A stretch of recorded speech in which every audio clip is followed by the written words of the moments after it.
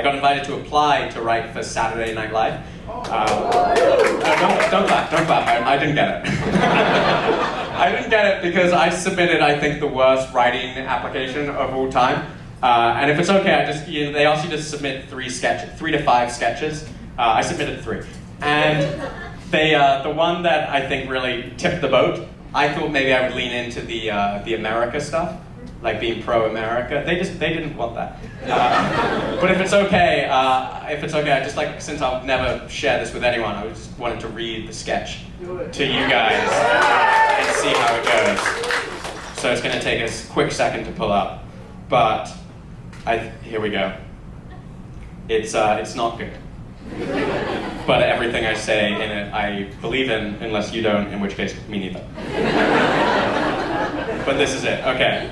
The cast is Nate Bargatze and Mikey Day. The setting is a classroom. The classroom is filled with middle schoolers seated at desks. The lecturer, Nate, stands at the front of the room addressing the class. One middle schooler, Mikey, has a very high and childlike voice.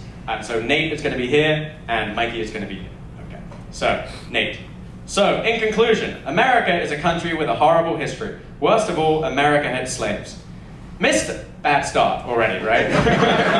Crazy way to start a sketch, actually. Mister, didn't every country have slaves? Yes, but America had them famously. What's important to remember is that America still today is a racist country. If only we could follow the model of Norway with one of the lowest racism rates in the world. Mister, isn't that because Norway refuses to admit immigrants in the first place, keeping it an ethnically homogenous nation?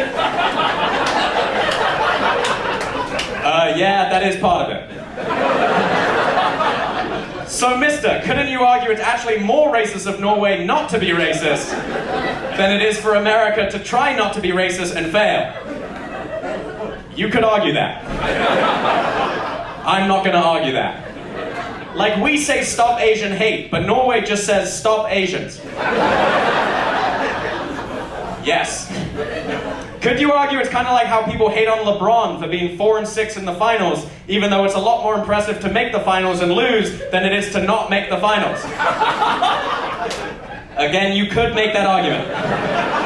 But I believe you are straying from the point. America is a country built on stolen land. Great tribes like the Cherokees and Comanches lived here before we arrived and slaughtered them. But mister, how did other countries get their land? They gained it over time. So they killed the people living there? There was some blood necessary to make a state. So why aren't we mad about every country existing? Because that happened longer ago. What you need to understand is America is a terrible nation. It has participated in countless coups of democratically elected officials, fought in unjustified and illegal wars such as in Iraq, and committed war crimes in countries as far as Cambodia and Vietnam, all while feeding the pockets of the investors in the military-industrial complex. Nothing on that? No, that's all bad. But mister, isn't the fact that we're learning about our history better than other countries? I studied abroad last semester in England. They didn't teach anything about colonization. Their history classes were just like, isn't it crazy that Henry VIII had so many wives? And I was like, that is crazy. I'm sorry, you studied abroad in middle school? I'm the one asking the questions. Mister, do any countries teach their history honestly? Well, Germany, for example, has mandatory instruction about the Holocaust. But mister, doesn't Germany just do that to get credit for supposedly teaching its history truthfully while covering up all the other fucked up things it's done? I don't know about that. Like, mister, have you ever heard of the Rwandan genocide? I have not. Well, neither have the Germans. Mister, couldn't you argue that any country that gets power and wealth inevitably is cursed against the morals of time? For in this dog-eat-dog world, is it not conquer or be conquered? And had England not subdued Ireland and Ireland had prospered, would they not have gone out and done the same unspeakable acts to other nations? In some sincere, twisted way, did England save Ireland from itself? I suppose in some sincere, twisted way, yeah.